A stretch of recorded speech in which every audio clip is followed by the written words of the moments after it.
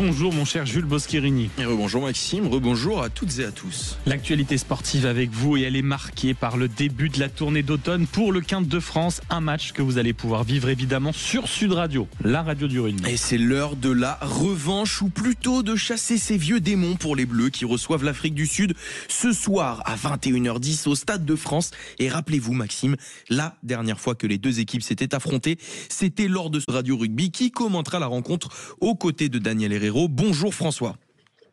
Bonjour Jules, bonjour Maxime, bonjour à tous. Bonjour camarade François. Alors François, c'est la question que tout le monde se pose. La France va-t-elle prendre sa revanche sur l'Afrique du Sud ? Ouais, je ne sais pas si on peut parler de revanche. Alors nous, on le vit comme ça, mais c'est vrai que c'est une autre histoire qui s'écrit en vue de la Coupe du Monde 2027. Donc c'est sûr qu'il y a un parfum de revanche parce que c'est...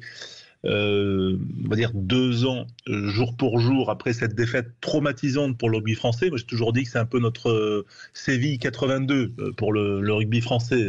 Voilà, l'histoire était tellement belle et la première mi-temps avait été tellement extraordinaire que en fait c'est un peu notre Séville 82. Donc il y a forcément pour le public de la revanche dans l'air, mais pour les équipes, je pense qu'il y a tellement aussi de nouveaux visages dans les équipes que, je pense que les joueurs, eux, sont passés à autre chose.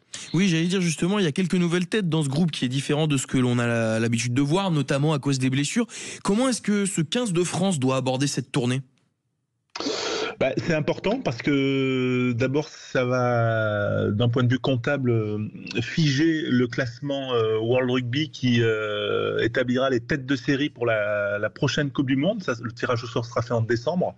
Donc déjà c'est important sur le plan strictement comptable.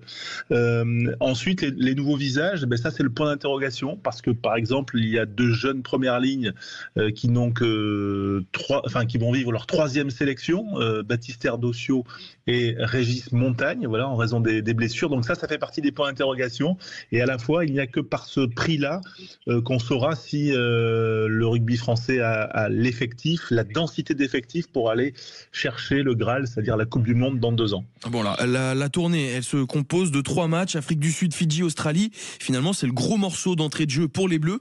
Est-ce que c'est pas le meilleur moyen de se mettre tout de suite dans le bain ?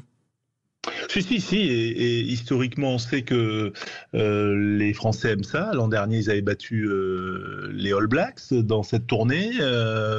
Voilà, donc c'est important. Ce sont des points de passage importants.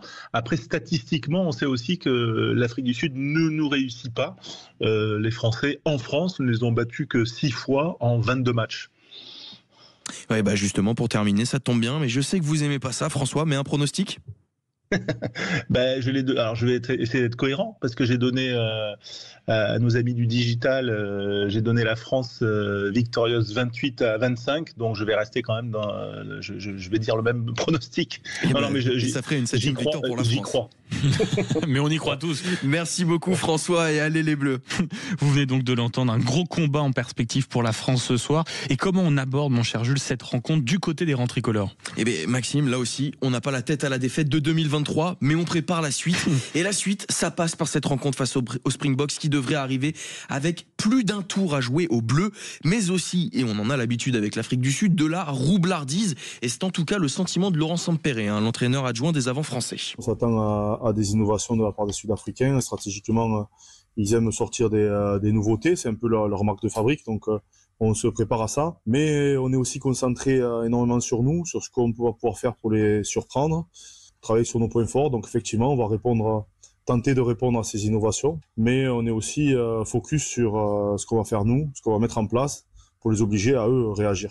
Et côté joueur, je sais que vous n'allez pas être déçus, Maxime, on est passé à autre chose, mais on promet un gros et beau combat, comme l'explique l'ailier Louis Bielbiarré. Je pense qu'on est plus du tout en mode revanche. Je pense que voilà, on est plus concentré sur notre objectif qui est porté sur 2027.